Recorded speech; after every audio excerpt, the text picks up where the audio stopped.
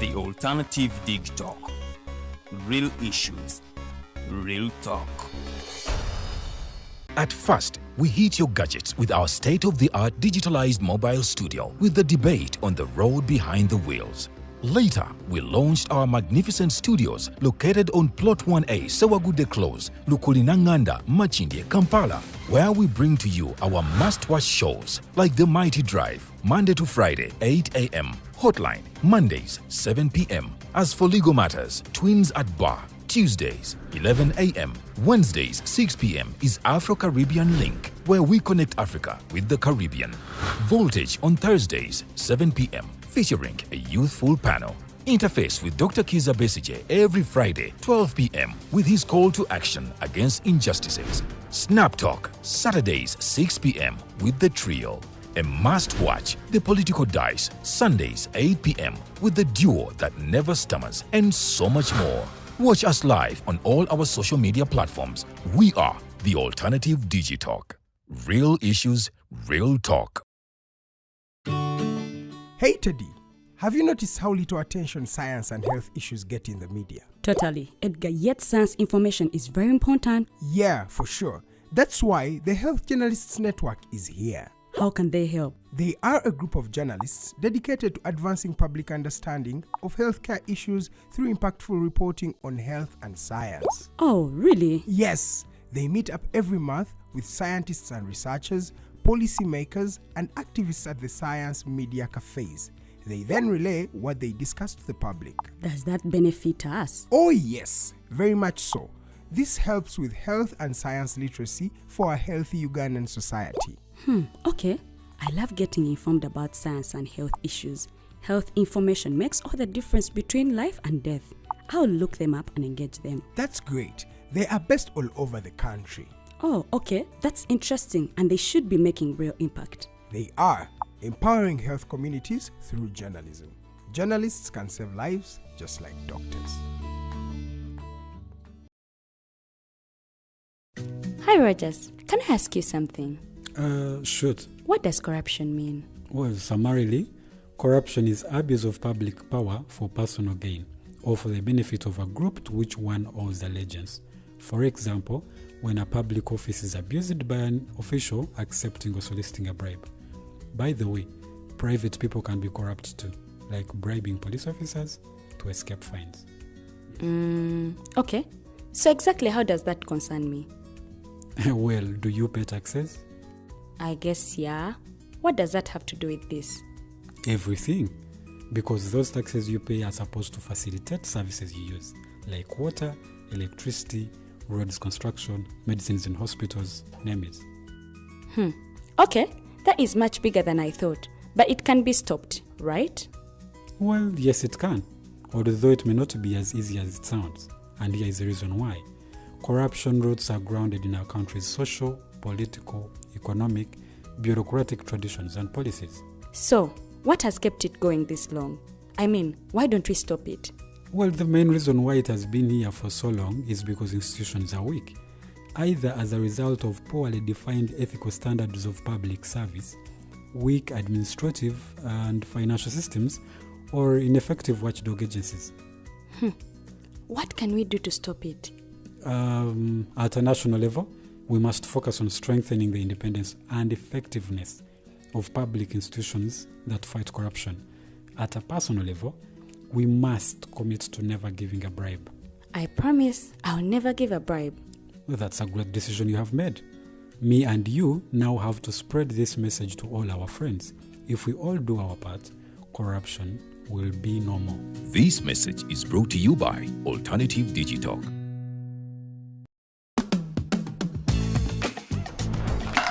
Hi, welcome to the Political Dice. Empishi ya byobufuzi. It's controversial, Purely political, well researched, accurate and global. Oyagala bya parliament oba council. bya state house oba ghetto. Ani ayuga ku ground. Ani bwe babuze. Okimanyi nga Dr. Kiza Besije alesa Maanyi. Olw'ofadda bafutoli abateeseemu obuvaazi.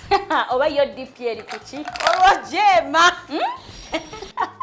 Bano ba MKCG bo baddawa. Abo bafuna CDF baamala tebabanja. olwo baba ati bange bali kuki abo bo akina kulabisa simayanga posturing tebabiri bali mu structure building naye ate ono ye ani oyo oba ye ali kuki oyo kyomuleketa gamba apanyiga mawe ebyo byonna birindira n'okudda political dice ku the alternative dig talk nange teditenjo ewamu ne Farida Bikobere buli lwa Sunday essaawa 2.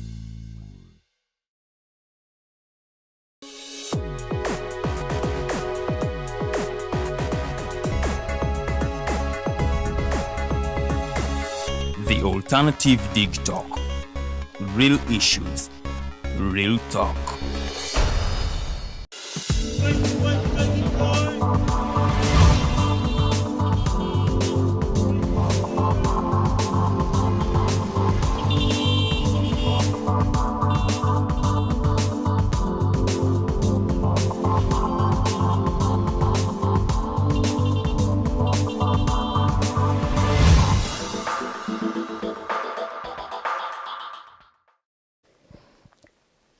Tukulikeyo Kumalamu kote batutudde mu show yaffe mu bujjuvu negatiddwako omugenyi waffe olunaku lwaleero Mr. Dennis ate ne co-host wange olunaku lwaleero Mumbejja Luwedelia tugenda kubanga twogera nsonga za byabufuzi so gwe munnange oyagala kwesimbawo ebyobufuzi bikunyumira oyagala kumanya buti eggwanga lyo bwe litambula mubaka kigwe we mulugunyako gwolowooza nti gwe twalibadde tuleeta asobole okubanga ate attanya ensonga bulungi nnyo obanga shading a clear picture egwo boteeka mu comment section awo tuba tugoberera nnyo endowooza zammwe tumukunoonyeze tumukufunire tumutuuze wano mu studio musobole okubanga ate mumuwa ebibuuzo byammwe bye mwagala addemu bulungi nnyo naye ng'abeekalakaasa ababadde kuba olunaku lw'eggulo abamu bagamba ate mwatuse ku polisi ne mwagala okuwaayo enguzi babate kyemulwanyisa kyemukola banaye ebintu ebyo si birungi nnyo bw'obanga wewaddeyo okulwanyisa omuze gulwanyisize eddala oleme kugwetabamu naye nga twagala okubategeeza nti corruption is bad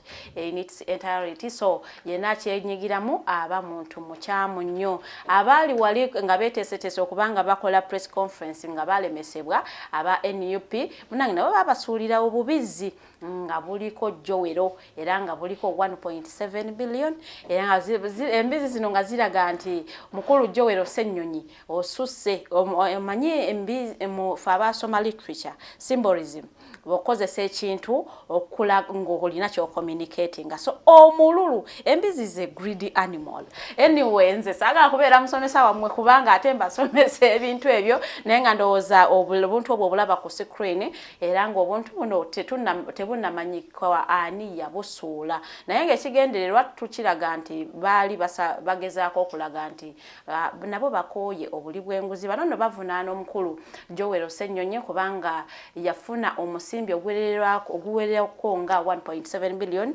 okuva mu wali mu kitongole kya ekinnyonyi endowooza kya Civil Aviation Authority so nno katulabe tujja labayo omukulu Dennis ayinaki ekyokwogerako era ye ku maachi yabaddewo olunaku lw'eggulo yatambudde ng'asinziira wavudde kamwokya wabadde ogobereraho mubaka gwe watandise kubanga mwe mwabadde na access abatera okubeerako n'ababaka mwaliyiseewo buyisi wali ojjago ekipande ng'otuse ku palamenti banange nange ndaga obutali bumativu obuli bw'amalya g'ensimbi gasusse naye nga munnange olunaku lw'okusatu every Wednesday will be doing advocacy for climate we are under climate emergency so bannaye gwe wenna gezaako nnyo okulaba nga obeerako n'ekyokola okulaba nga otaasirizawo obutonde mu kitundu w'oli either okubanga okola community engagement n'okola bulungi bwansi ne mulongoosa oba okubaako b'osobesa okulaba nga benyigira mu renewable energies kulageza nga abakyala ababeera ewaka tandika okuba nga ate mweyigiriza okulaba nga mukola obuntu buno nga briquettes okulaba nga ate tutaasiriza obutonde gye tunaakomya okuba nga tetugula nnyo manda n'abatema emiti bajja kuba nga ate balekezaawo awo nno tulabe nti tuzzaawo obutonde bwaffe naye nga njagala okuba nga nyaniriza Omumbejja soka abalamuseeko ayanirize omugenyi waffe mu butongole. Okay, neyanza nnyo Mumbeja Farida webale kole yo eya climate nkulabira ddala ekintu kitaddemu amaanyi message gituwe bulungi eggweyo enviri zijjeewo message esobole okutambula bulungi. I am a climate corps fellow. We are here trying to fight to protect the climate. So yimiridde wamu ne President Museveni. Butuufu mu butuufu Seina lwakuba ye yayogeranga akudaala nze saagala kudaala nenga ndi omu kwabo abavuddeyo abali mu kugamba nti bannange climate change is here. What are we going to do okubanga we mitigate or we adapt to the climate changes ezizze. Tweyanziza nnyo message eyo era ndooza katulinde match ya climate yo lwenaba tujja kubanga tumakingira ddala ku ate ffe tulina bangi ab'okumakinga ko hoima sugar tulina abazimbye mu ntobazi abatali mu kugambwako nga basudiru we shall match against them abasangawo okusinzira ku nnema tulina abazimbye mu namanve wali industries we are going to match against them. We are not threatening, by the way, for our environment we don't threaten, we talk that we walk the talk. Okay, let's welcome our guest of the day, Mumbeja Lwedelian. It's the Mighty Drive. Yajja tubuulira bwe yabadde atambula awo njagalira ddala tutandikire wasinzidde wavudde mu kibuga saatambudde olw'ensonga nti okutambula tekwabaddeko direction fe abaludde wano si kirungi okukola ekintu kyotamanyi akitandise akiri mabega because bw'ofunirayo ebizibu then ani anaakuyamba. So ebintu bya bandwagoni si birungi. Bagenda ku parliament gikyadde kiggweera we wakulu okugenda ku parliament kukola ki? Kulaga butali bumativu. Nedda kakati ekisooka ku principle I believe in freedom of expression. Nze nzikiriza mu ddembe ery'okwekalakaasa bulungi nnyo.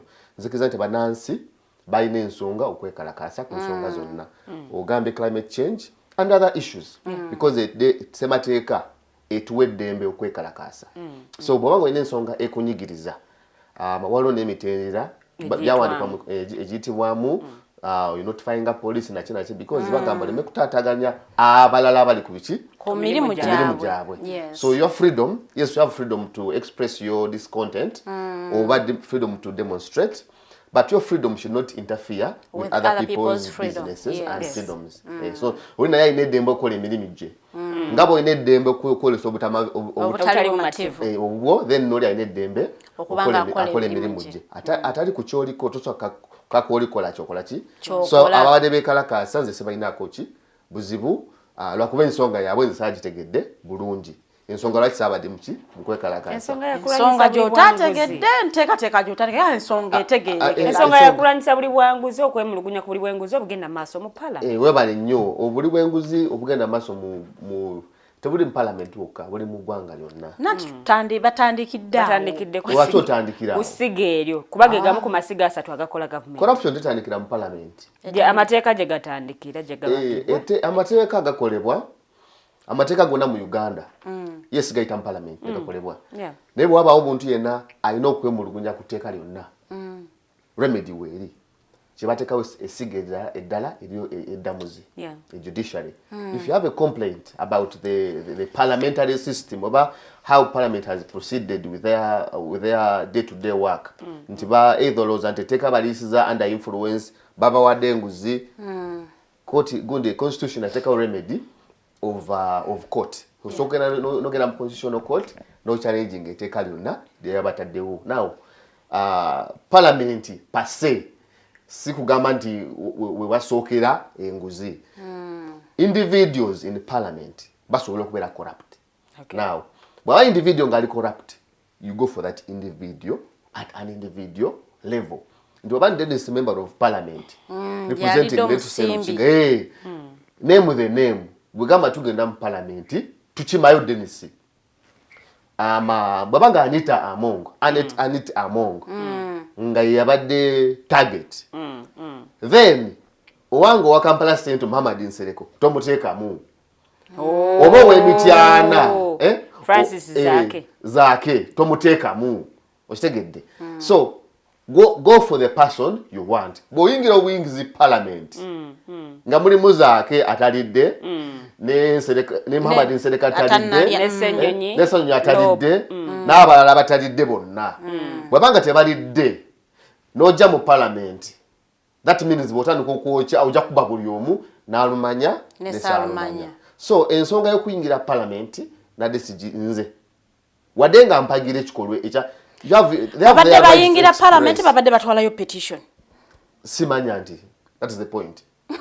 Because kinasembye okulaba nale mukwano gwange one of the promoters bagambe it is leaderless, it is partyless, tebiri mu ddiini, it is partyless, it is leaderless, it is fearless.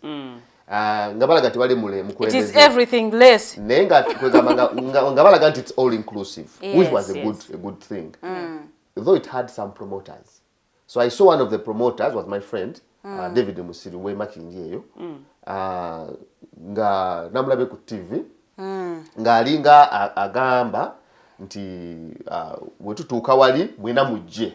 Now salabyewo provision egamba nti tulina omukulembeze waffe Lilian Luwede yagenda presenting a petition. Yes. Babadde bayingira parliament naye nga ekiddako sikola ki tebakina. They don't have the waliwo bwe babadde babuuza demands nti gwe demands zo ze ziri luddawa newankubadde gwe otuuse ne gwe demands zo ziri wa yadaze kuwandika kipande. No, all that is fine. Nze okuwandika ebipande is not a problem. If it was a petition to somebody, you come, you present your petition, never judiriza. No jitwala ateka problem atego one word petition in atwala parliament here use the speaker. Yes. She was the accused. Otegera bulungi. Na yali aliko deputy we. Ye deputy yali. Ngo wabe wa mumyuka wange. Ekiba kikola kiti ekyo. We can petition you the speaker of parliament or ensonga ABCD ezikwata against you. You don't petition me against myself. Deputy speaker yagambye nti tafunangayo ko muntu yenna amutegeezaako nti wali abagala okubaga petition. They can actually that's sort of petitioning anyway. Obayinza okikola formally. Naye kati nebuuzanga okwemulugunya ku speaker. Ate okwemulugunya n'okutwalibwa speaker. Kati yakukola atya. How will the speaker? Some people had a message nga bagamba Nita must resign. That was the message that that is bili. There is a petition, then there is demonstration. Now, so this one what was this? I think they were demonstrating. Yes. Now, that is well within their right, and I support them 100%. Even when I'm not with part of them, I support them if that is what they believe. If they believe there is a corrupt official, they are right to demonstrate. The only challenge, they must notify the police according to the constitution, what it says. I didn't agree with it. Public Order Management Act. Tuwajuwakanya nene ekola kinegenda. Now, botajiwakanya formally mu court. Esigala on our books. Now, as long as it is on our books, you must abide by it. Now, goinzo gamanti anze kangende by force.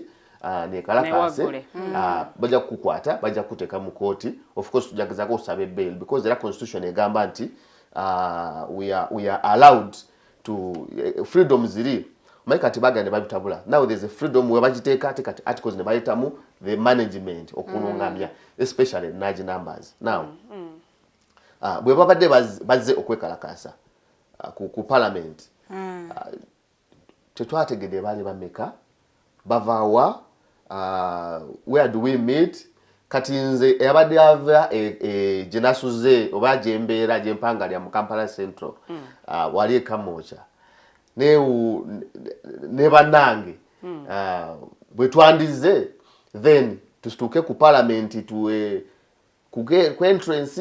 So there was a total miscommunication.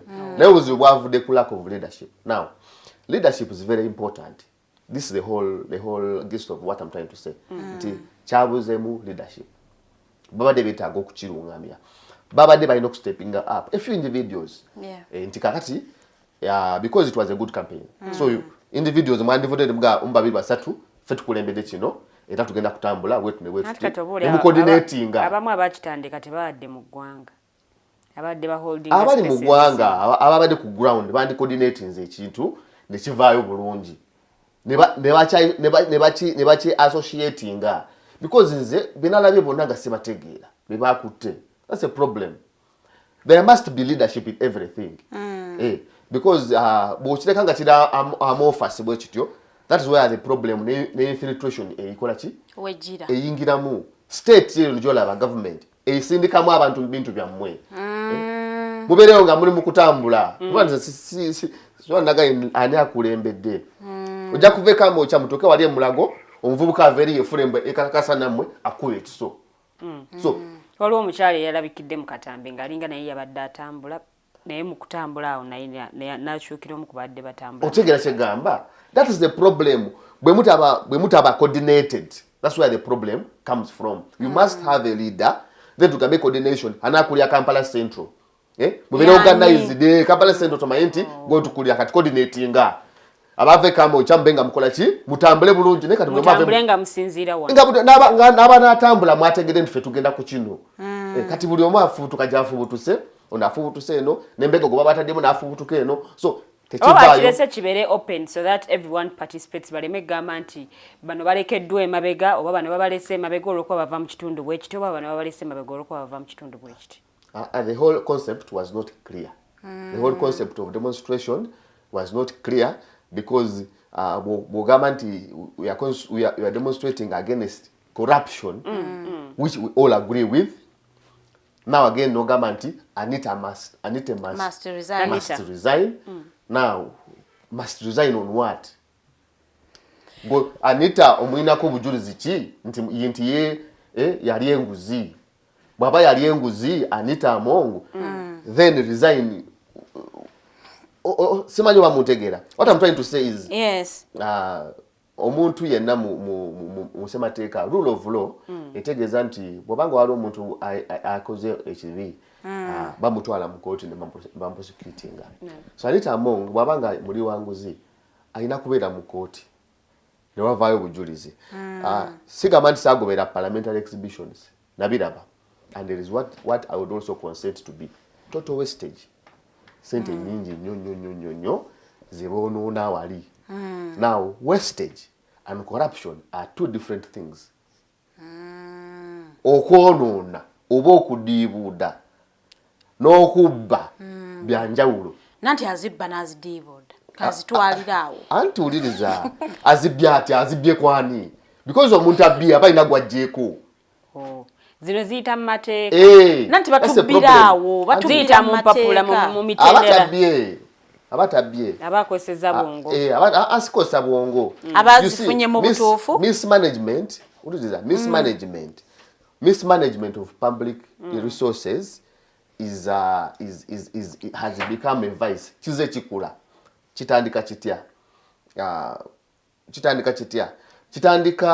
bana Uganda nga basazeewo okukkiriza small excesses polampola olina. For example, musaala gw'omubaka wa parliament ne guva ku miliyoni gye zaaliko nasemba okulaba zaaliko miliyoni 10. Ba Ken Luchambuzi bali in about 14 million. Ken Luchambuzi bafunanga miliyoni 10.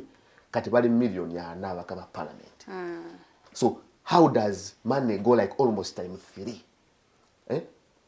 Ne webuuza ate parliament yaba Ben Watcher. Parliament yaba Ken Luchambuzi. Parliament yes later then parliament yaba Robert Mao babera mu parliament. Sente ze bafunanga bano bakusama emirundi emeka esatu. Nebo laba ne bakola ate bano bali muzanyo tebalina ne kyebakola kiri awo bali compared ku bali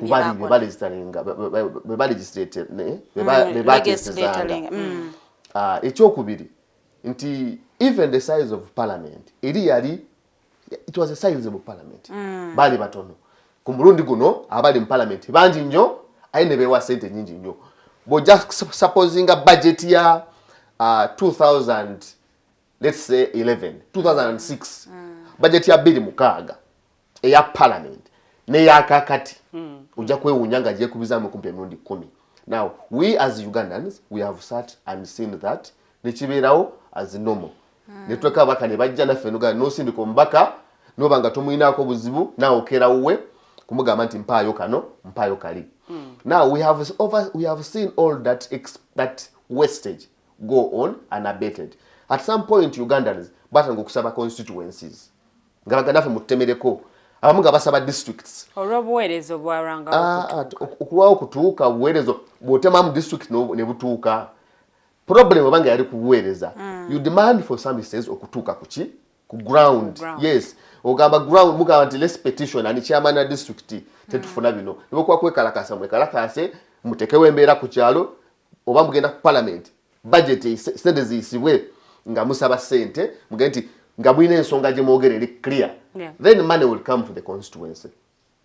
Bw'osala mu constituency n'otekawo units buli obutono. You duplicate services. Then waliwo administrative costs. Wesanga nga cost of expenditure of administration.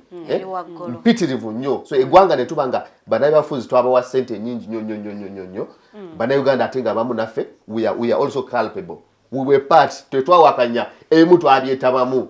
Kati President Museveni n'abanga bamuwa budget ne nga even nga n'omwaka tanaguna n'emyezi mukaaga gigenda okuggwako nga ateekamu asaba supplementary. Now what happened watching network day nti parliament sente zona eziri mu ggwanga eziri mu ggwanika ziyitibwa parliament eyo.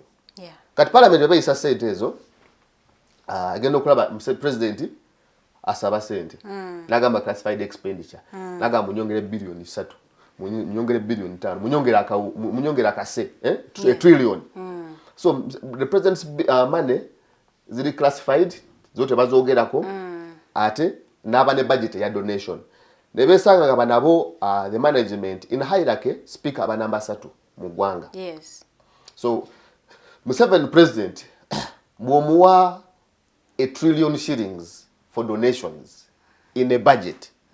Speaker muwamaka number 3 muwameka. Bwebanga budget president naja nakalambira nagamba nti nze ninogende kabera maido nogende emitoma nogende ebitereko ninokugende kapiripiriti ninogenda nga abantu bange bwembasanga mbawa. So the president bamutera musende za donations a trillion shillings nga inokugaba akawumbi kati speaker number 3 yewe abagenze ku mikolo nga speaker yetagabayo agaba deputy speaker tagabayo kati ezo sente ze bateekamu bwogenda inaye kuba number 3 ate nga yayisa budget.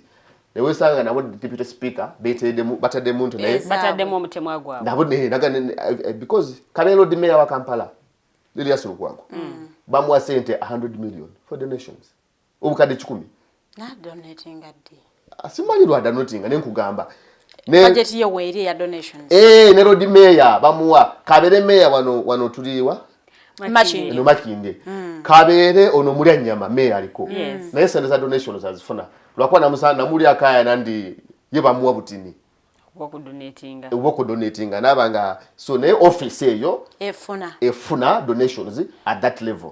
So kati sente ze twalaba izali mu exhibition twalabanga ba speaker sente mpitirivu ze bayina bozigerageranya ku muna Uganda.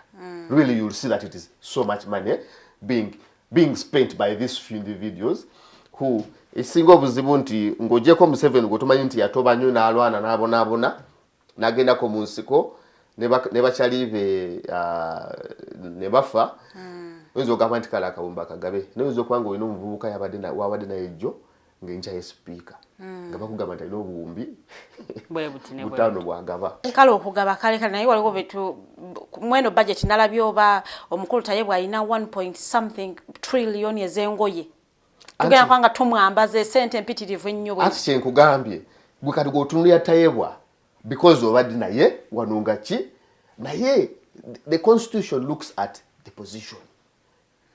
Bwabanga president mugambe sosa ne nkugamba engeje tuze tulinyisaamu so tulinyisiza ngugambe gwe road mayor owa district emu bwabaga obukade 10 kati wagwanga lyona yako abena meka abagaba sente meka bwaba road mayor wa Kampala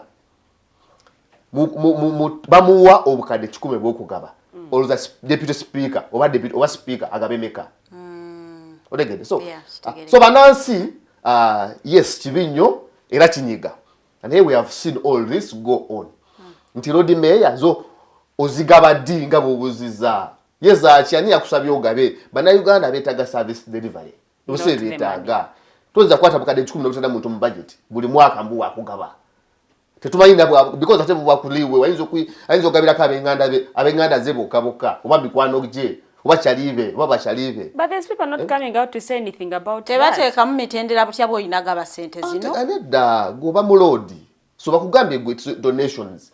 So wosanze nti kati wano wetagawo donation. Oli political head yes gosala bakusuubira nti oyina amagezi agasalawo kati wanumbayo zino. Era bwajalo demaya nagamba nti nsanze abanaku simanyi bano enkuba yabatutte simanyi ono ekimotoka kya mutomedde najo okukungubaga awaayo kwebbaasa era takwata mu nsawo ze otegedde kati oyo we Kampala kati nkugambye weggwanga benameka so that's the problem kakati speaker ababa wa Museveni agenda okubalabala bunagane kakati wachi Museveni muwade aka trillion wasinze nange wano because nange ntambula baba bize batambula ne omusange eno ne bamuyite eno ate constituency ate naye ina constituency yes kikulu nnyo because ye alinga member wa parliament omulala however now he has been elevated to a higher position if that higher position demands that MP ajamuyita embale nga guest of honor aganya from mukulu tuna deputy speaker of parliament aje taina kwata munsawo ye gwa chachi bamugambe reverend agambe oba father oba sheikh tuli mukuzimba muzigiti then again culture ya febocho weri it demands that deputy speaker oba speaker bujja kumukolo olekawo chitoinacho that speaker kubere mu 70 mpayo wano wale bamfunziza wano agambe bamfunziza wano teno so twakiteekeramu so kati ezo sente zolaba abamu it has been misconstrued nacho nachiva kuchi Uganda banonya soft target. The problem is not Anita Mungo the problem is not Tayebwa. Who is President the Museveni is the problem. So bali badde bamachinga paka ku state house. Bali mu state house chechi di parliament Dr. Besigye nsiba mulaba tava wanu obuzibu yabutugamba dda fena kutulabiddeko obuzibu yabutugamba dda gobo ogende wanita Mungu ezo nkugamba baki ezo just ebanga symptom olabo songa wanita Mungu omukulembeze nakugamba don't play with fire kati osonge wa ku state house anida because tusaze okusonga bwe tusaze okusonga tubeere ba mazima unless nga tuzanyamu pozi nga bade byakuzanyamu nga byakatemba ensonga ya message gye badde batambuze Anita must resign egenda wa muntu mukyamu nnyo yali badde egenda walala. That's what you're trying to mean? No, I've said two things.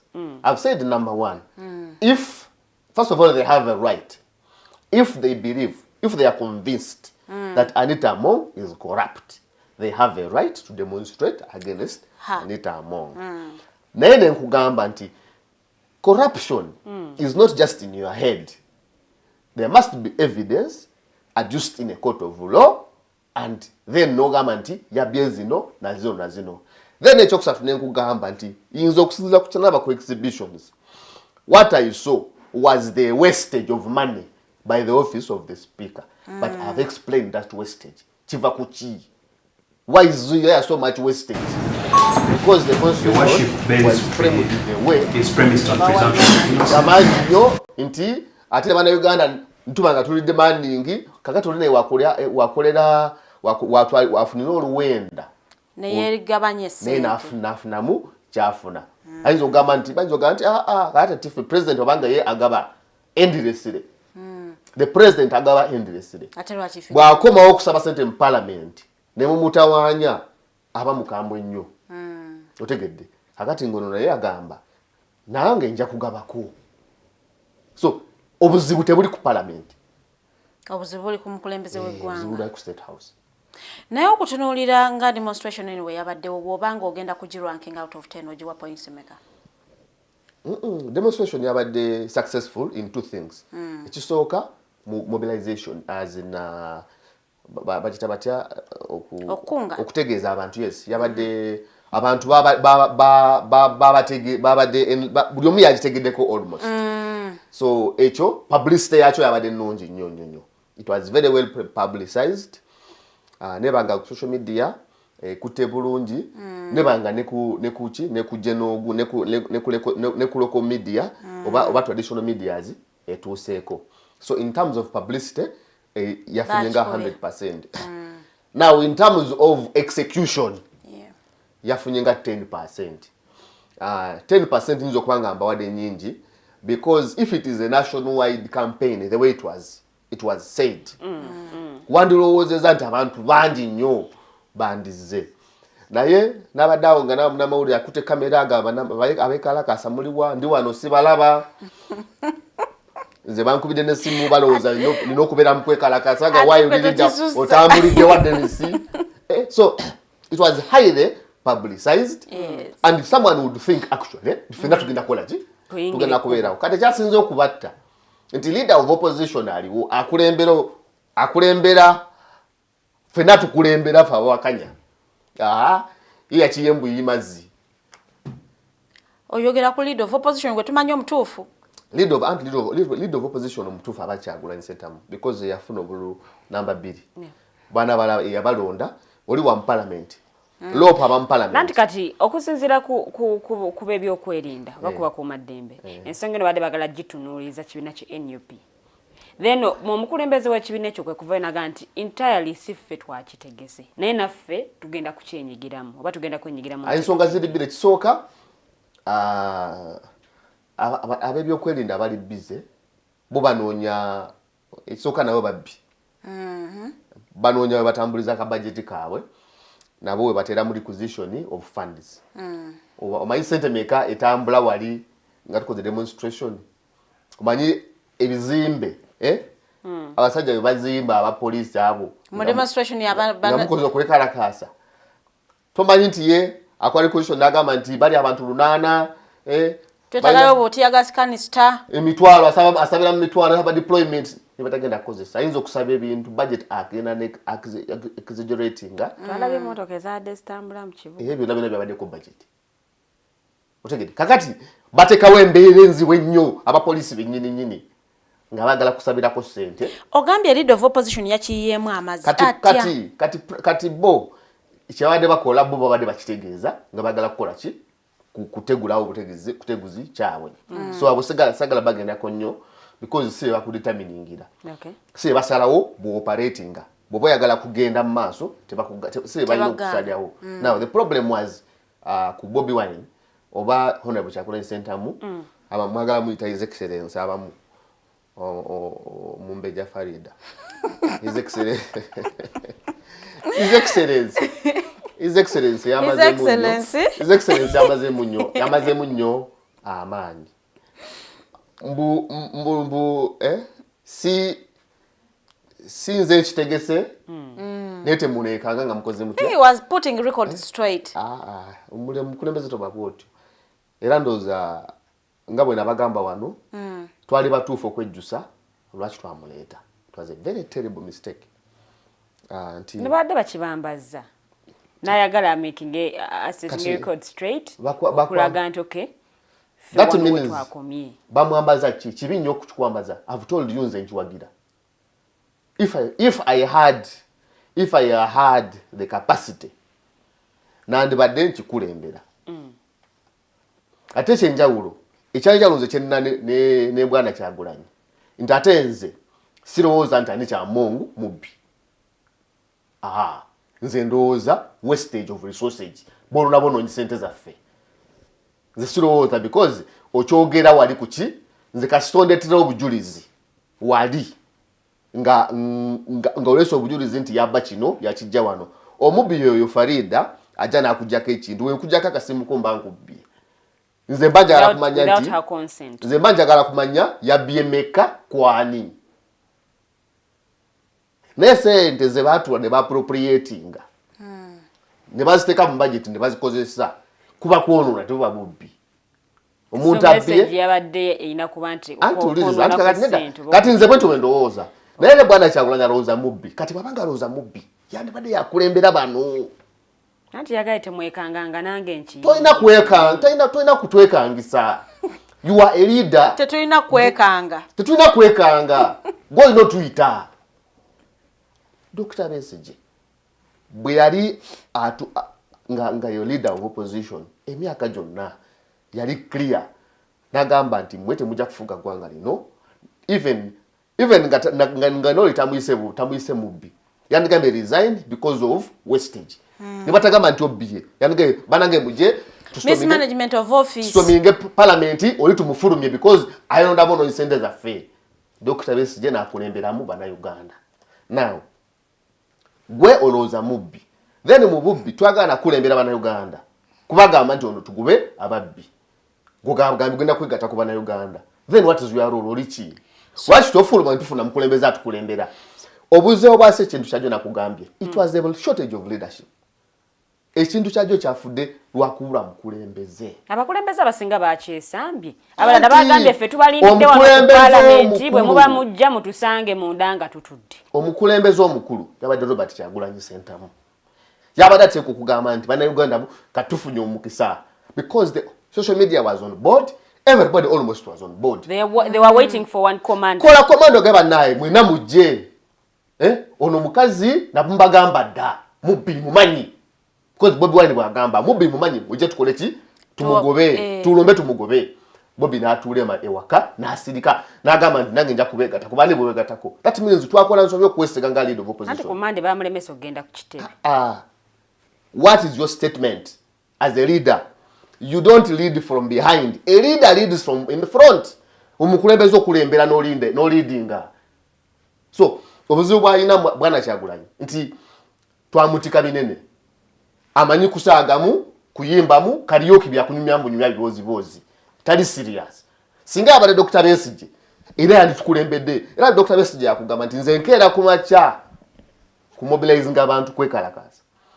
Era singa Dr. Besigye go batunuza mu muzinda logo. Obadde ogamba oti agamba mwena mujje mwena mbayita mujje Dr. Besigye talina buzibu kuyita abantu naye gwe bwana Kyagulanyi lwaki twagala kuyita abantu ku nguudo Bobi Wine lwaki twagala kuyita abantu ku nguudo soko mbulire lwaki Bobi Wine twagala kuyita abantu ku nguudo walya oba tewalya that's a problem tubuli oba walya twetaaga Bobi Wine atandika okuyita abantu ku nguudo tugobe bana abantu government eno tugujigobe ate sikugoba anita amongu yekka ne Museveni tusobola omugoba wabalabya be Kenya Bobi Wine ateeka okusituka alagira bannayuganda bayingire kubo oba tuleme kimu tunuuliza yeye katu tunuuliza abakulembeze bonna no problem ani leader of opposition wa Uganda nakulembera bonna bawakanya bwe kiba kimunemeredde adde ebbali omulala akikwate because ye yagala kununa mukano ka juice ke babawa aka iPod omanyi ba iPod abagaba ne million billion 29 buli mwaka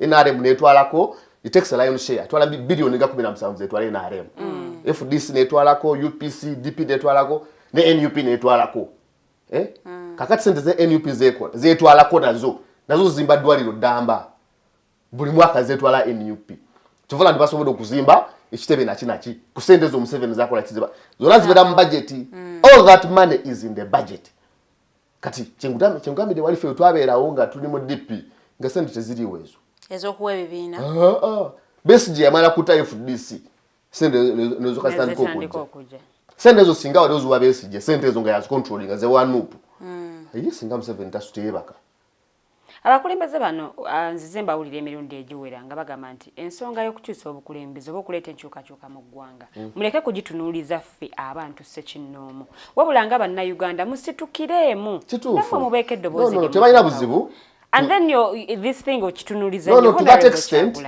mutuufu era tiwali mukulembeze agenda kukugirawo omuntu era bannayuganda bonna bateeka okukola ki okwenyigiramu okwenyigiramu no however you need leadership beetaaga okulungamya nabagamba wano then kyenkunyonyodde katowekamu okyaveeyo atya owekabera mayido owembaalo owejinja owemasaka ajja atya nga ani amukulembedde we need leadership yes bannayuganda bonna bateeka okwenyigiramu however we need leadership that was the role of Robert Kyagulanyi Sentamu yesterday and even the coming years or coming times So talowooza mbu opposition ajja kununa munyika juice. Opposition has kati guno gwe mulimu gwe nyini gwalina okukola. This is the business. Sikwogera. So mukulu Kyagulanyi. Because fena tukanya.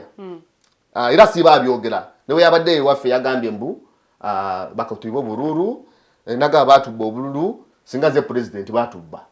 Nagamba era nengenda komawo era mumpe. Era banzibe era nkomewo era banzibe.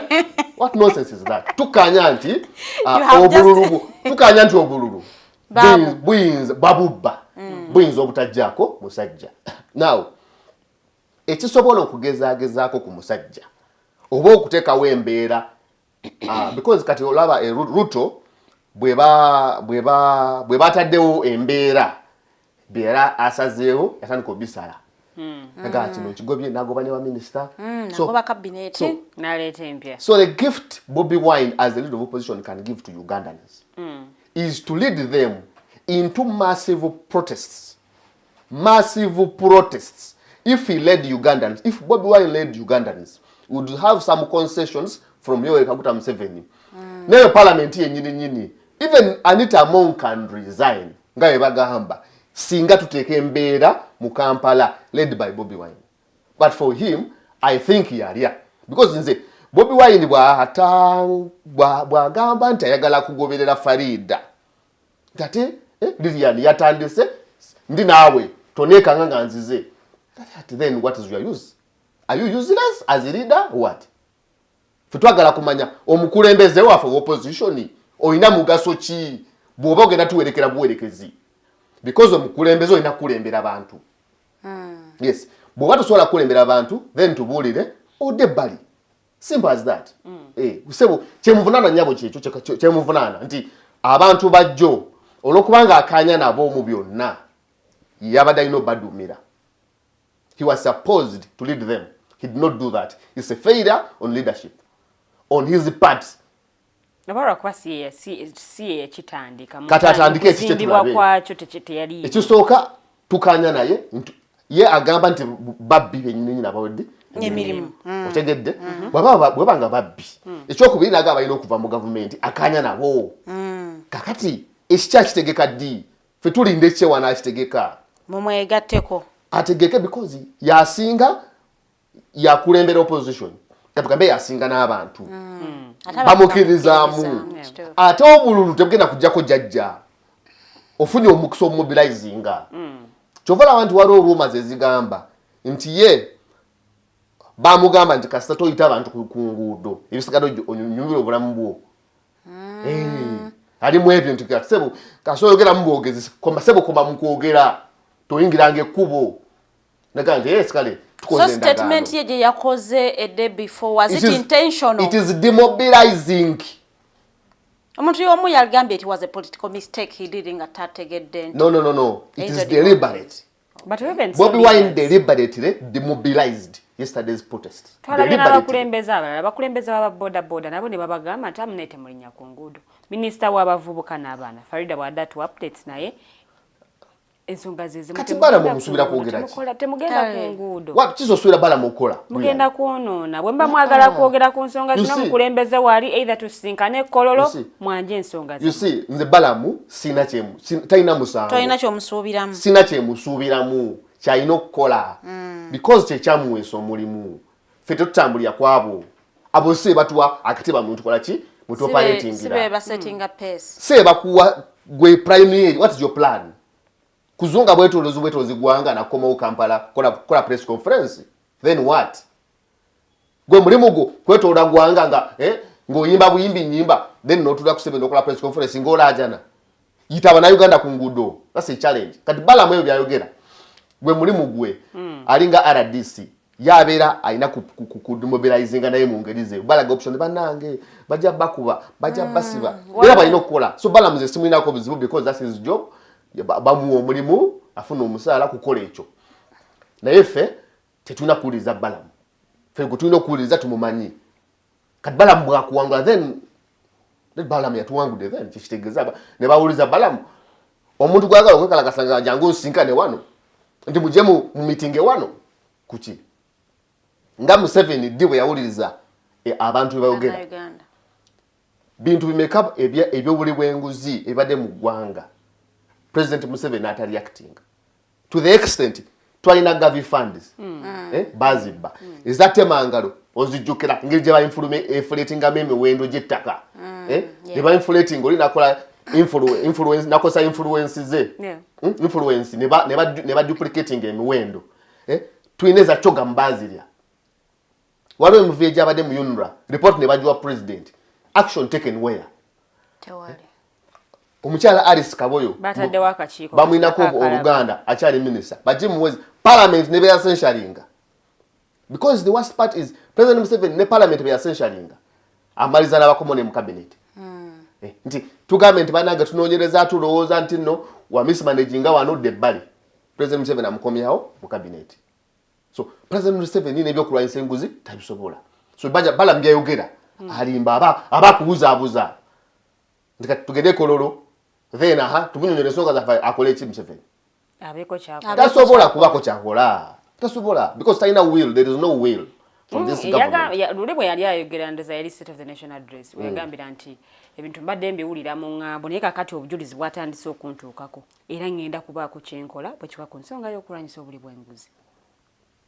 You see President Museveni nze mwekitiibwa nga president w'eggwanga emyaka gyamaze ng'atufuga obumbula ng'atukulembera ng'atufuga tufuze because now butuuka ku level nga wekakatika ku bannayuganda kuba kufuga bufuzi. President Museveni should have gone long time ago.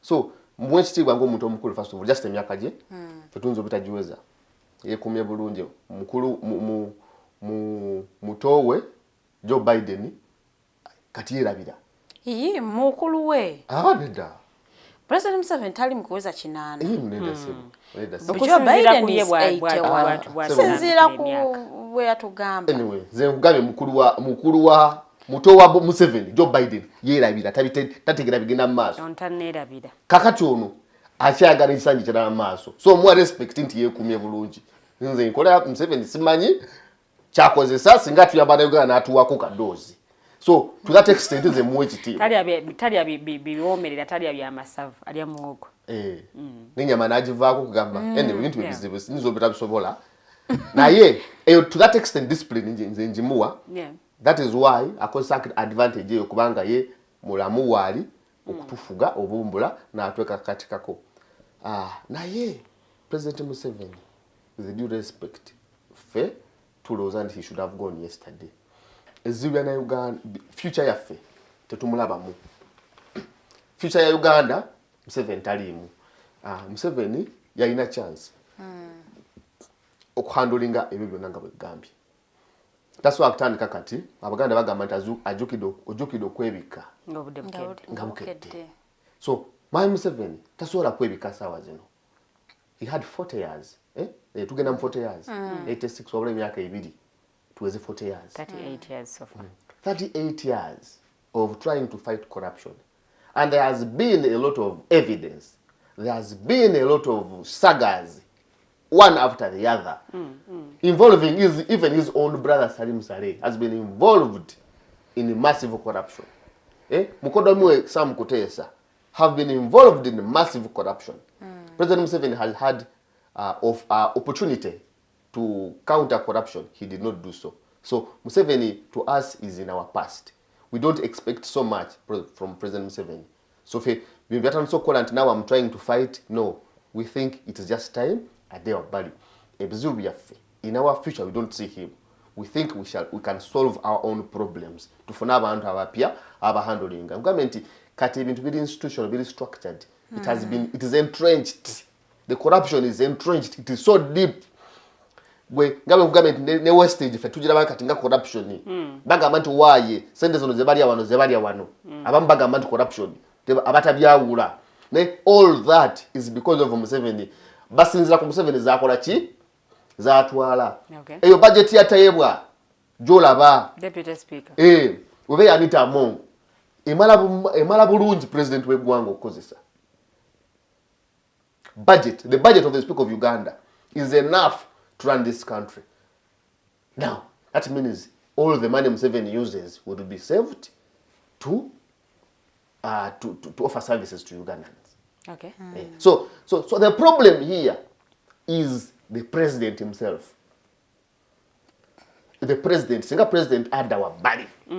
Then you can run this country. We can run this country. So so demonstration is abaddewo jo omukulu yaganye zimobilizinga ne tubanga tuli mu mbeera nga bwe tuli ku square one be bakutemba saasira tumikusa omubi sina bwe manyimu myaka zemaze mu politics togambye mbu musiri David mukwano gwo bamukutte David mbadde sinamulaba David tumwangu badde sinamulaba. Okay. For the times bamusanzewa nalego ne bagwaje mu nju yabaddeyo ku nasa era naye alina bye yabadde atambula yadde ne group ye nga batambula bagenda ku sinamulaba musiri naye kibi nnyo kubanga David bamukutte naye nga bagambye ekintu kyabuzeeko leadership. Omukulu yadde alina okutuduumira ffenna ne tujja ate bubanga ate sina Kyagulanyi yekka nti yalina okubeera ku eyo nsonga. Nze ndowooza nti first of all yasooka yalina okusooka bw'abanga taliiwo ate nga yafudde.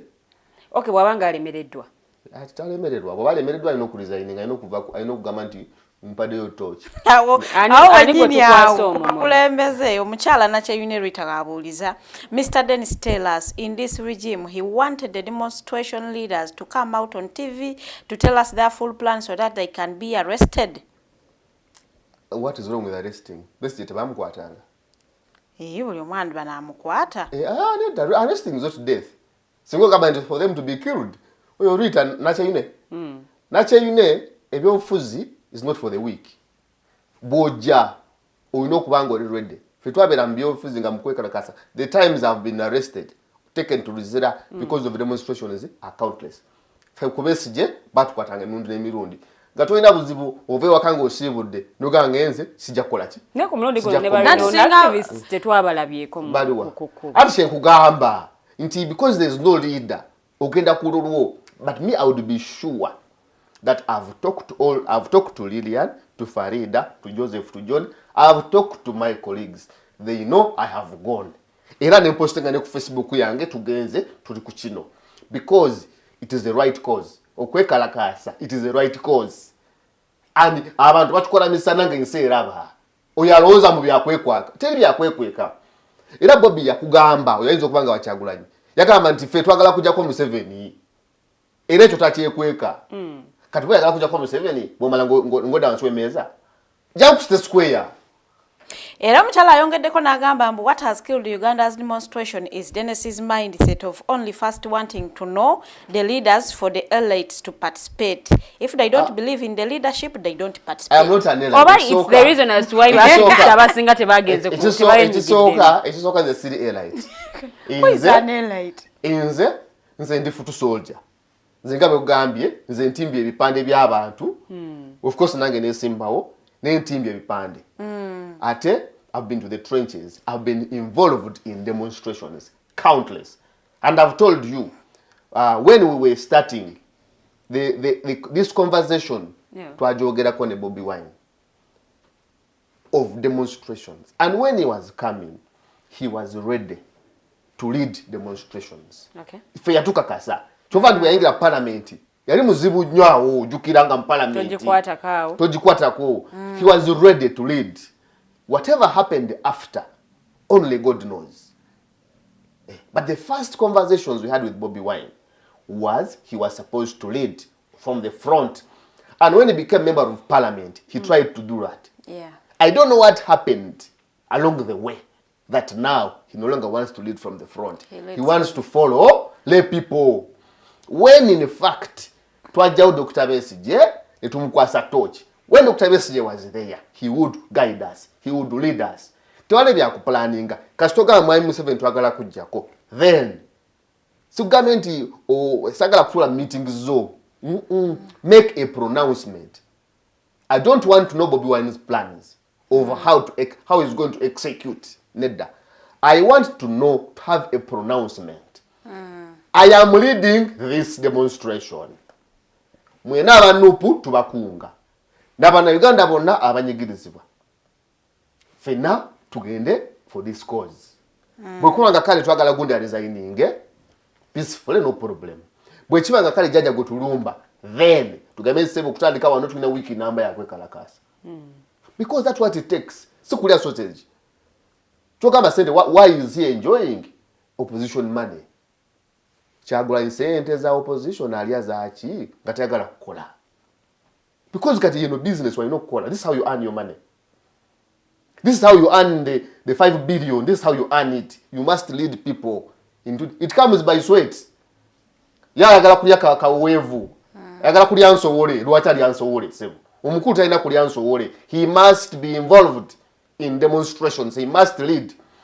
Don't tell us your plan. Make pronouncements. Announce gamba nti bannayuganda mbakunga kunga bannayuganda tuingire kubo ojja kulaba. So obuzibu tufunye bwa leader tetulina mukulembeze. Omukulembeze aliwo taliwo. Aliwo mukulembeze taliwo. We don't have a leader. We need a leader. That's the problem we have. Ndeke mwiwe kuku. Anti nkugambye. But bannayuganda batulebulinzeko okubeera abatitiizi. Tetuli batitiizi. We have never been. Ku Dr. Besigye. Ekkubo eryo lijjukira. Museveni ng'ali mu kulayira. Ku wokutwaka. Wokutwaka wagiraba. Ne Besigye nga taliwo ewa Kiseka. Ojjukira kwekalakaasa okwabeeranga ewa Kiseka.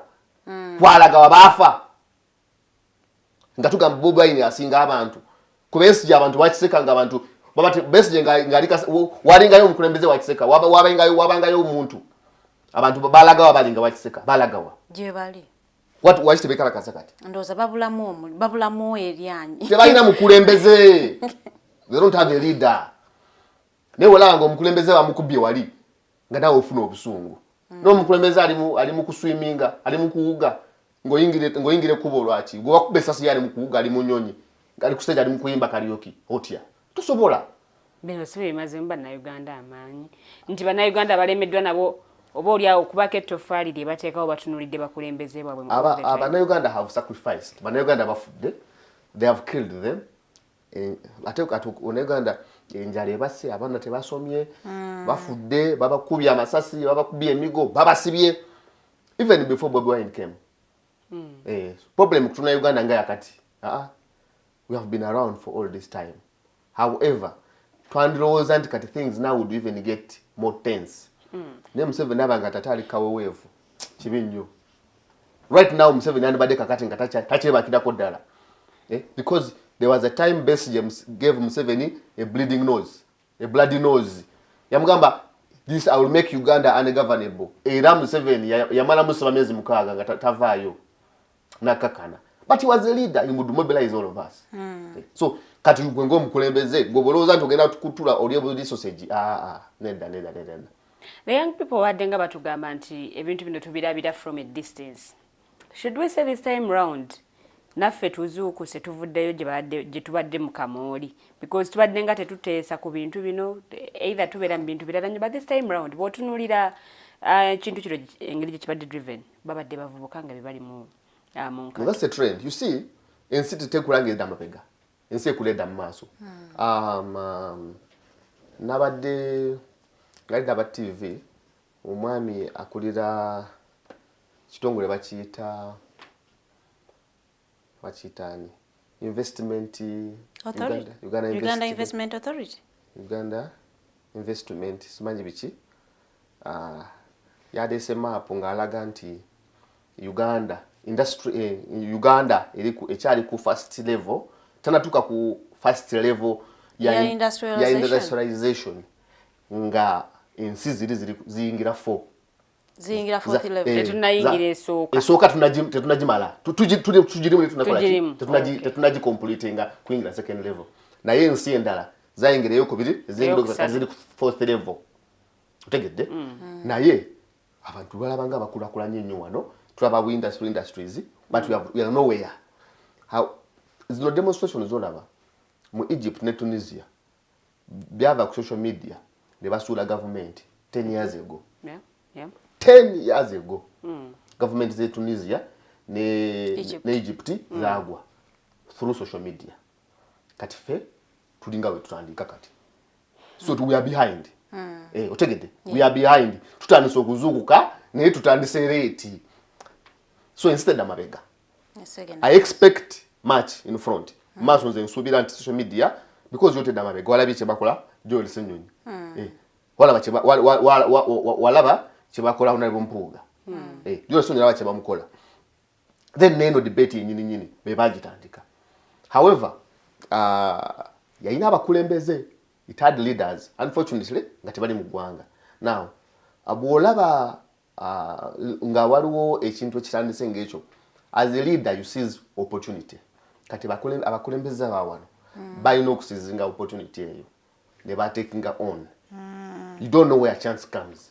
As a leader ali mu position opportunity yonna ejja mu maaso yo mu maaso go ogisizinga kugeza ko gikola kyo gyeyambisa. You don't know kiriwe kinakola ki ekinagwerawa. So ekyokubanga nti tetukulembeddeemu wano lokale kibadde kibi nnyo naye nze nga bwe gambye ekyaŋŋaanye okuba part of it was because there was no leadership. There was no leadership for abali ku ground. Tuyinza okulunganya abali mu space abali mu kusondera ntubagamba nti ekiriwo mukimanyi nti nedda nti ffe nga 23 tujja kusobera nga 1 August katweteeketeeke then netumobilizing bulungi netukola plan ennungi netulungamya abantu netuyingira ground netuyingira field. Maybe that would have worked. We can change the dates. Naye ugabugambe nti ekyamwe tugenda kyetabamu temuneekanga. Then what? Kati kyawedde that means byawedde kati byafudde. Then what kat next? Bakutte bagenda kuona wana kati ku individual merit kati omuntu ali mu bbanga oyo anagenda mujja mukomera. Because bwekiva mu bbanga aba lawyer beso twalabye ba lawyer abadde okuli ne lawyer wa NUP nagamba bagenda kubanga bagezi balwana nnyo okugyayo abantu abo mu makomera. No problem. Neche ngambye nti as leaders tetujja kukola because just lwa abantu mukomera. Ebyofuza obyavaawo. Nze noza tutuuse ku level.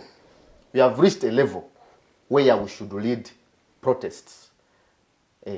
Nalaba omukulu nga sabye kololo akole 4 years nga celebrating emyaka ena of what? Of NUP.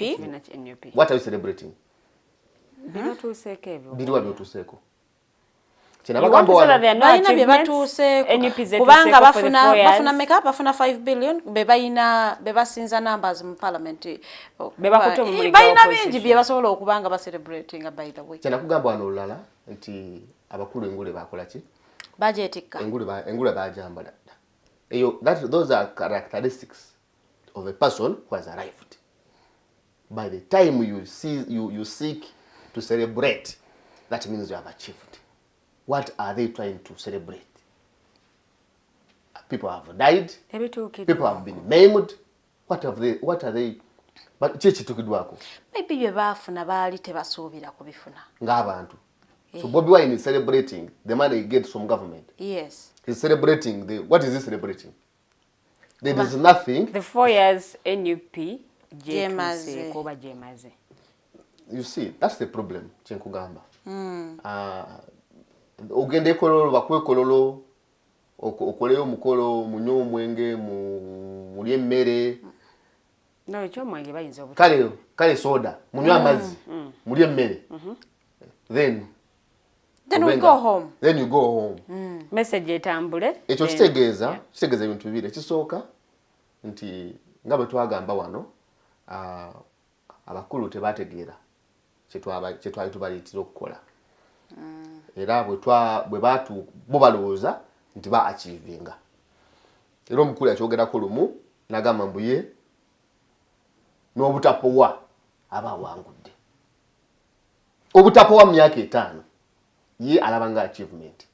And we have had people here who have fought Museveni for 30 years. And up to now, beeraba nga abalemereddwa. Ye obutapowa mu myaka 5 alaba nga awangudde. You want to celebrate 4 years of existence as a winner. When Ugandans right now bakyeri enkuta bawuliranga we have failed to remove Museveni.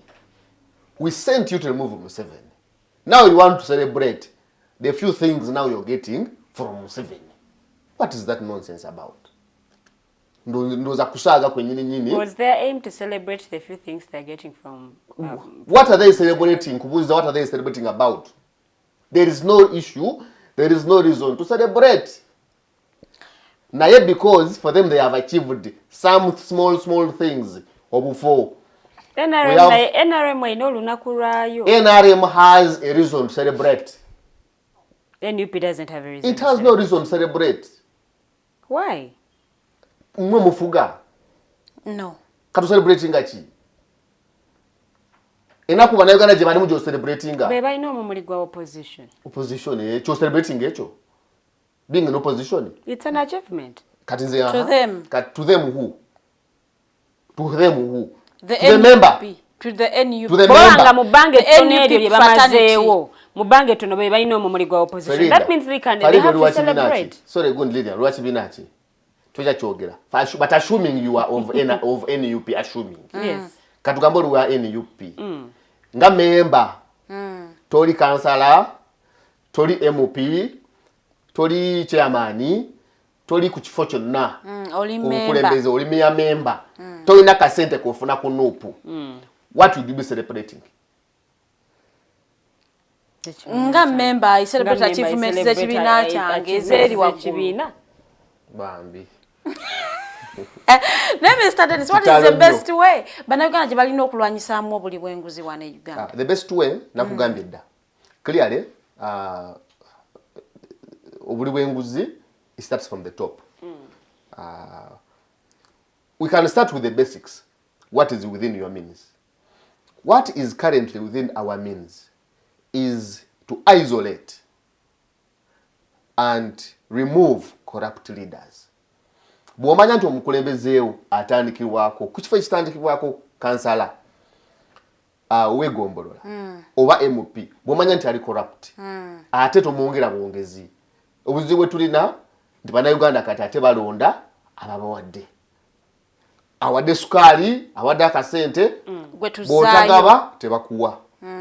Naye onoobagabira ki nga tobbye? So bannayuganda bennyini be batemputinga abantu okuddamu okubba. Otegedde? Okay. So bannayuganda bennyini oli bw'atamuwa tamulonda. Naye gy'agenda okukuwa alina kumala kuzibba. So problem esooka nti bannayuganda bennyini be balinga abatuma okulembeze okubba. Naye mulonda abantu naye nga tolonda muntu kubanga alina kyakuwadde. Londa muntu kubanga ye mutuufu mukulembeze ali upright. Ekyokubiri on all levels. On all levels. Yeah. Ekyokubiri to prosecute etteeka likiriza okola private prosecutions. Kote enaku zonna yakifulamu a bit expensive. Naye bwe tuzuulayo mukulembeze nga muli wanguzi, we go for them as individuals. Twekolemu omulimu nga bannayuganda. Tubatwale mu kooti. Esembero ddala tusobola okubaboola. Tubaboole, tubasosole. Nobasosola. Nogamba nti ono mubbi. We shall not associate with them. You cannot associate with corrupt leaders. Alina business ye temugiwagira. Temuwagira. But the problem with Uganda is yanga nkugambye ate omuntu amaze okubba byabya ati bagala bigabanako. No. Oyo tulina mubola nabanga tena na n'okumuguza. Even ku level nti tosobola muguza na kudukayo. Atekeyo duka lye nga tebamugulako. Tuzirambe tugambe nti eno ya mubbi corrupt. Otegere. Eduka lyo mubbi tugambe nti corrupt from corruption. Wealth from corruption, shop from corruption. Tugambe nti oyo tumuwa tumugulako bintu. Kuduka zaffe, ku maduka gaffe. Tetubakola ki? Tetubaguza. In churches bwatuulawo situkawo. That is what we can do as a citizen. Demonstrations zisobola okuleeta about change in a country. Much. Yes. In a country like Uganda, yes, where we've had statements of we have them aje. Organization. When you are organized, osobola achieving so much. You don't know what you can achieve when you're organized. Ekitibwa just disorganization. And unity, lack of unity. Because kwekalakaasa okubaddewo Lilian, corruption and all that tekuvuddeemu nnyo oba oli awo bibala binene. A reason as to why some Ugandans are shying away okuba nti kati participating. Anti abantu bantu begattaako wabbi bantu bangi nnyo abateegatta mu kwekalakaasa. However, bwe tuba organized, that means we can involve everybody. Okay. We can involve everybody. Bantu bangi nnyo abatali corrupt mu ggwanga lino. Bantu bangi nnyo abatayagala government eno. If we could involve, if we could involve everybody. Okay. Abantu bonna abagala enkyukakyuka netuba coordinating netuba organize netubayita ku mmeeza yemu. Actually tuyinza okwekalakaasa mu ngeri organize netujja ku president netujja ku government. Okwekalakaasa okw'abasuubuzi mwakulaba wano. I was here with you. Yeah. Manye kyali usaba gamba omukulu yali mukuyimba. Omukulu yali mukuyimba. Ng'abantu baleese okwekalakaasa. Bana Kenya, actually fe twasooka bana Kenya. Okwafa okw'abasuubuzi. Okwafa okw'abasuubuzi kwasooka bana Kenya. Naye ffe abasuubuzi baffe bwe batandika okwekalakaasa. Ye Kyagulanyi sentamu yagenda eri kuyimba. Abaali wano buli omu yazingira emikira mu magulu. Abasuubuzi bekalakaasa bokka ne bagalawo edduuka okumala ebbanga ng'ekibuga bakigadde. And the people were home keeping quiet. Ochudde. Kati govuddeyo mbu wekalakaasa. N'abasuubuzi ne baggulawo amaduuka gaabwe. Okimanyi okwekalakaasa kwajja abasuubuzi baadde bakola nga baguddewo. Ekituufu. Downtown wabaddewo. Wabadde bakola. So organization is very important. Coordination, organization and involvement of everybody. Fena we twenyigiramu ne twegatta ne tutegeera ekizibu kyaffe. It is very achievable. Ne tuyambagana. Kati Kyagulanyi bwe yatugambye tetumwekanga ng'azze yalazeewa. Bamugaanidde oba neera bamugaanye okuva ewuwe. Nedda. Si kituufu. Okay. Si kituufu. Waliwo ekitali kituufu kyetukola. Weewaawo nakyene Rita alina comment gy'aweeza aga Dennis. Nekyalina ng'abuuza Dennis sounds as if he is among these revenging on Puga's behalf by dumping pig lists at NUP offices. Sagala commentinga ku nsonga eyo. Naye obubizi bwabayita bujowero nange nabwekanze. Pozi nga Rita tali ku tujja mufunayo ka smartphone agende ku TikTok. Because ku TikTok ndoza kuliko video eziwera omutwalo. Ezaki. Eza 1.7 billion. So abantu bonna bali ku TikTok. Tebayinza kubanga bakyamu. Is over 10,000 trending videos of the 1.7 billion corruption over money given that was taken by Joel Senyonyi. Era ffe ne tugamba Joel Senyonyi yandibadde alekulira. Because when corruption, when your wealth, esente ebintu byolina, if they no longer tally, if they don't tally with the salary you get, then you must explain where you're getting the money you have. Nzinga sinaba kugenda na mbujulizi. There is evidence that is being talked about that Joel received money from the Civil Aviation Authority. Aleme kufulumya report. Okay. Kati Joel bugamba nti yafuna sente, aleme kufulumya report. Etali ya Uganda Airlines nedda. Ya Civil Aviation Authority. Now, esente ezo bogerengejeza jamu eyazireeta n'abali involved bonna baboogera. Naye nze gasinagenda naku evidence eyo. Joel yali asula mu kazigo. Of course, si kazigo. Yali asula mu nyumba ey'obupangisa. Ng'apangisa 3 years ago nga tanaba kuyingira politics. Buyingidde politics. Esente zaafunye before nga tanaba kufuuka loop. Yasobodde okugula kalina gy'asulamu n'ebizimbe ebirala which are attributed to him. Byakola ki byasitudde byazimba propaganda. Enyumba ya Senyonyi gy'asulamu ogimanyi?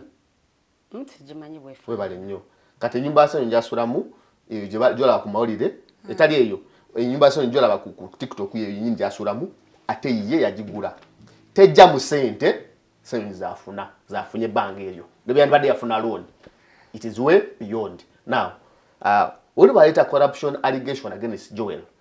I believe them because Joel has amassed so much wealth in the shortest time possible that you imagine aina kubanga magician.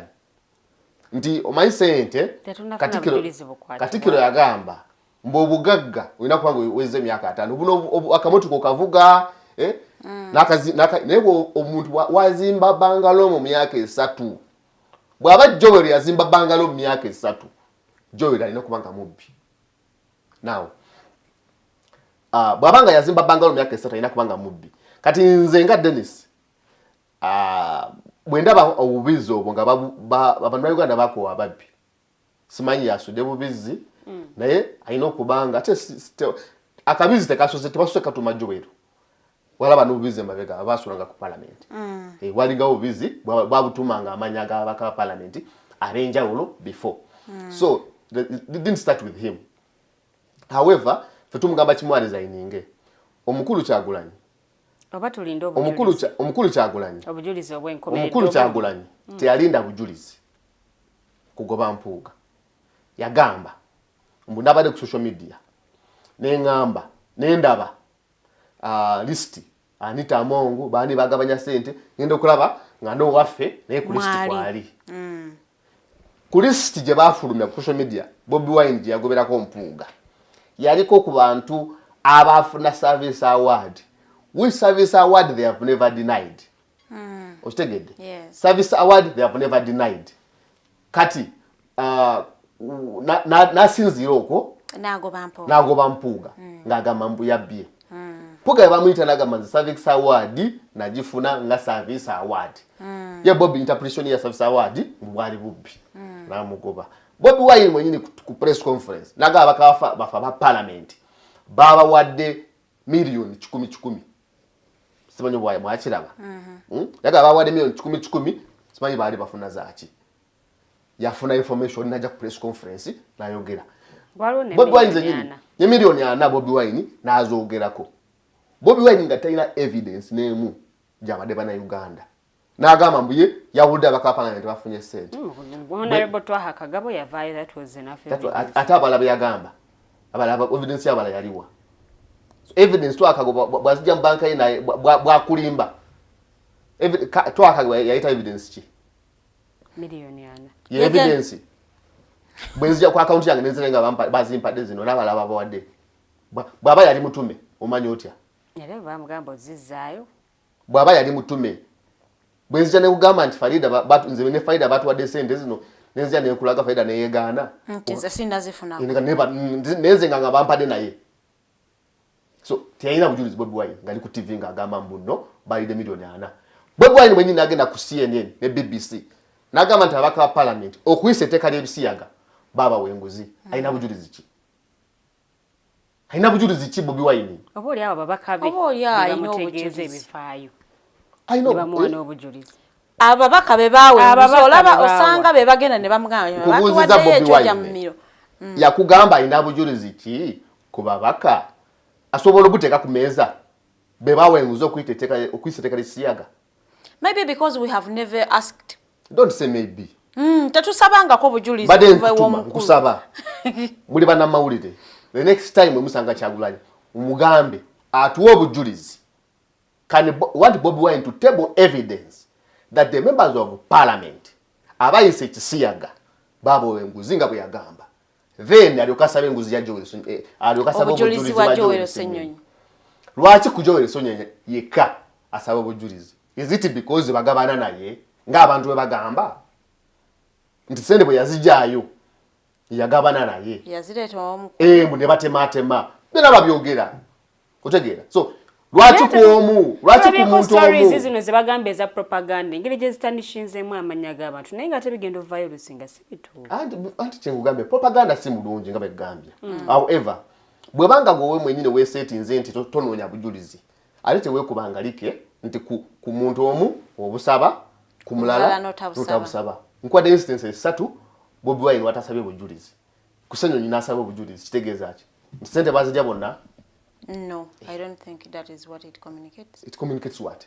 Maybe it's just clearly is setting the record straight. So asobola kujja n'eyetondera mpuuga oba n'eyetondera abaka parliament be yawayiriza nti baba wa sente okuyisa ettaka ly'ekisiyaga. Bobi Wine has never bagabacha settlement eyo tagijjangawo. But we've had deals eziyitingana mu parliament whenever they want to do something oba supplementary ngayo baagala kugiisa ne wabaawo eziisa wakati awo. You've had evidence? No, we've had stories. Okuva mu babaka bennyini. Okuva mu babaka bennyini. You've not had evidence? I've not had tangible evidence. You've not had evidence? Do you have evidence ku kisiyaga nga bayisa anti-homosexuality bill mu baba wa sente? Ogina evidence eyo? Ye yakyogera osanga agina. Ye yakyogera ayinza okuba alina obujulizi. Asobola obujulizi obwo Kyagulanyi. Suppose we should put him to task. So, we are challenging Bobi Wine nti atuwa obujulizi bwayina nga abaka ba parliament bafuna esente okuyisa anti-homosexuality bill. Then alyoka asabe obujulizi bwa Ssenyonyi. Atuwe n'obujulizi obulaga nti abaka ba parliament badde babawa sente. Zino zabadde agamba emiliyoni 410 ngali press conference. Twawulidde babawadde sente. Twawulidde. Bulijja ali mutwawulidde. Kati ali mulete obujulizi. So this kind of hypocrisy of a leader is something we cannot take light. That's why tuli bakambwemu nti tojja kubeera ng'ozanyira ku mitwe gy'abantu ng'abajega. Ensi tejjudde bajega bokka. Mulimu n'abasobola okulaba ne bagamba nti wano you are contradicting yourself. Please set the record straight. We want that record also clarified well. What is what? What do you believe in? Do you believe in evidence or do you believe in rumor mongering? What does Bobi Wine believe in?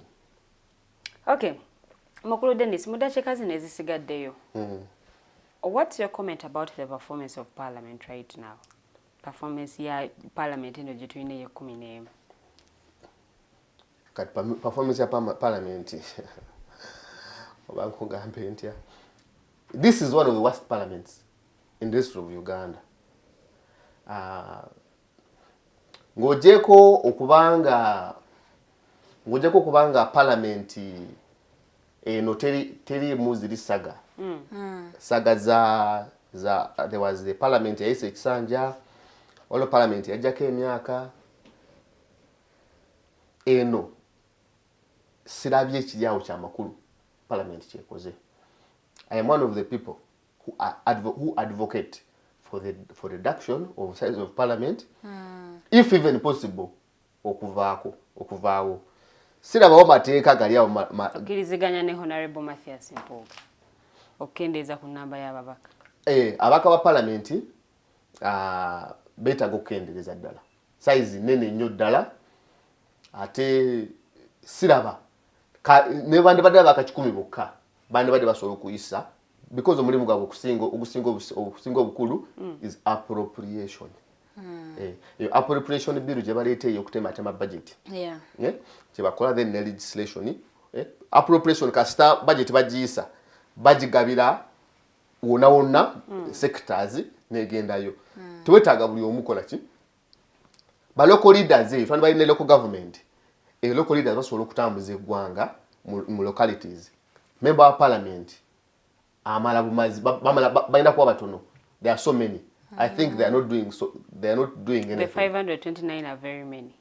Tebana kye bakola 10 batumala. Even 100 MPs bawala okuteseza eggwanga. Let's have a constituencies. Constituencies ngampitirivu. Nange constituency njagala. Badem bazimajinge tusabe kwezo. Bazimajinge gundi eno yaina districts yaina gundi Kampala ndozo original yaina district gundi yaina yali bagitanga Busiro. So twetaga yali Kyadondo Busiro tweta constituencies nga ziri the original 57 districts nga bwe zaali. Singa tuddamu mu constituencies ze twatayagirako. Tulina 146 ate electoral commission etulaga nti zikyeyongera. Bwe tunatuukira 2026 wajja kubaawo ezimenyeseeyo. No, you can bwebanga basazeewo okutema kugira, but now the problem game kati administration cost. Sente zetusaasaanya kwabo buli district ina diso ina piso ina chairman ina kao ina chi so that is all money wastage. Yes. That is wastage of money chamade gamba. Ezo ne tuyinza ozitwite nga tuyinza ogamba nti kale sente tusale. Ogendeyo nga olinga alingo muweereza. Oli ku level ya nga busente bwofuna era nga bwebwo. Ngofuna busente wadde twatekawo kamafuta allowance nga toyina musala. Naye nga size ya parliament yo yetaaga kusalira ddala because enjawulo nti parliament etwala sente nyingi nnyo mpaka parliament sente bafuna mpitirivu. Nomukulu Tayagala yategeeza nagamba banaye muli mu kulwana wano mulwana parliament naye tekola yadde 20% ku budget ya Uganda. Budget ya parliament tayina nnyo percentage nene ku budget y'eggwanga. Yabadde yeewozaako Honorable Tayagala parliament etwala sente. However nga bwe nagambye si esinga okutwala sente. Nzikanya naye sigamba nti tetwala sente. There is so much money that is consumed by that parliament administratively.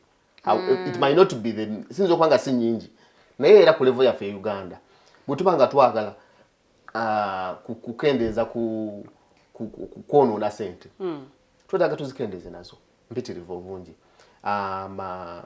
naye nga sinaba kuvaawo twali wano wiki ewedde kabaka wa Buganda n'akomawo ekituufu era njala twala omukisa guno omuyozayoza mpozi neera okusekerera abo bonna ab'emitima emibi abagamba nti bamuwamba abagamba nti bamukola ebintu byonna n'abamu bamubika n'okumubika kyali kibinza nabagamba nti nze ndi musajja mukiga naye nkulidde wano long enough tuno kye bayita ennono naye mbagamba wano nti nze nga Dennis Tumuhiarwe omusajja wa Kabaka omukiga akulidde wano natendekebwa ne bannyonnyola bulungi ennono za wano nti Kabaka asiima busiimi n'alabika kye nabagamba wano era neewuunya nnyo Bobi Wine si wa public display nabeewuunyisa nnyo nti Bobi Wine ku mukolo gwe yaliko olugumu n'agamba mbu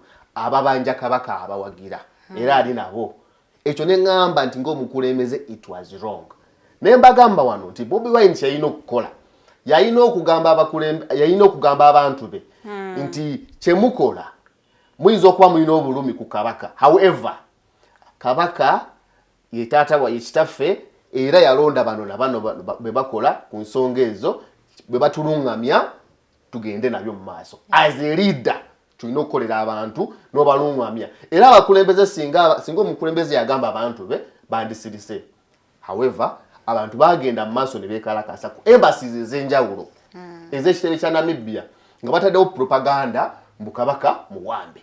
It was very shameful kati ne tukade ku level ey'okwetonza omutanda because Junju mulangira Junju yagamba beetonda ku lw'enju eya Kabaka ne baganda be ne beetondera ensi ye Namibia ne Katikkiro naddamu ne yeetondera Namibia ne gwe atuusa Kabaka okwetonda gwe bakolere ki gwe bakolere ki naye yeetonde gwe bakolere ki so kyali kibi nnyo naye era kituwe ekyokuyiga nti munaye kirabika abantu abamu twali twabakola ki twabawa nnyo ebitiibwa nga tebabisaanira naye it is time omuntu tomulaba bulabi ku face value tuddemu abantu tubeetegereze ate tuleme kukyamuukirira tulekerawo okukyamuukirira nga Bannayuganda tulekerawo okukyamuukirira era abantu tubeekenenye bulungi tuyige okufumiitiriza Bannayuganda tuyige okufumiitiriza so neyanza nnyo okunkyaza Omumbejja Farida n'Omumbejja Lilian nsanyuse nnyo muganda wange normally mulamusiza nnyo simulabye leero naye mumundabira tweyanziza nnyo tweyanzege njaga okwebaza nnyo mwenna abatukeereddeko ku ssaawa 2 ate pakano etuwunzikidde show yaffe mwebale nnyo okutulaba kaneti wakatutawanyizaamu katono nnyo naye mwebale kubanga ate mwekuumiddeko abakomenti nze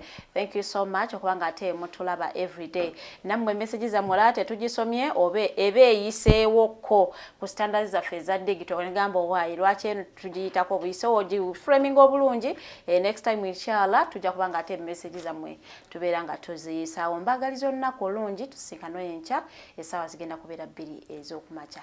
Mweraba.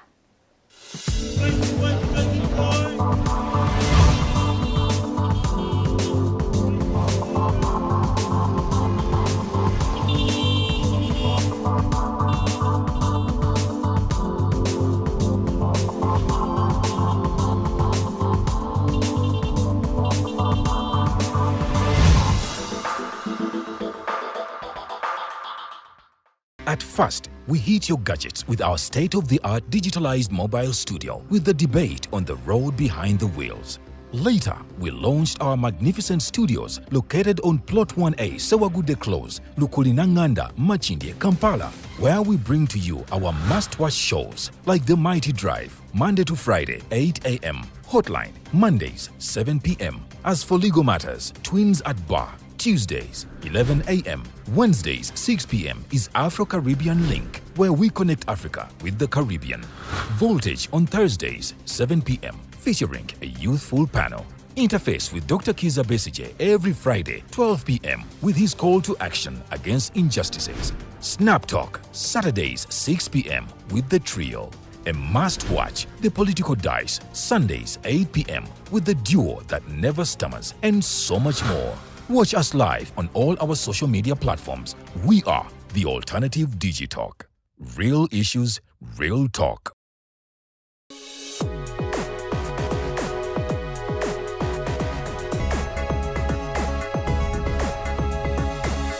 The Alternative Digitalk. Real issues, real talk.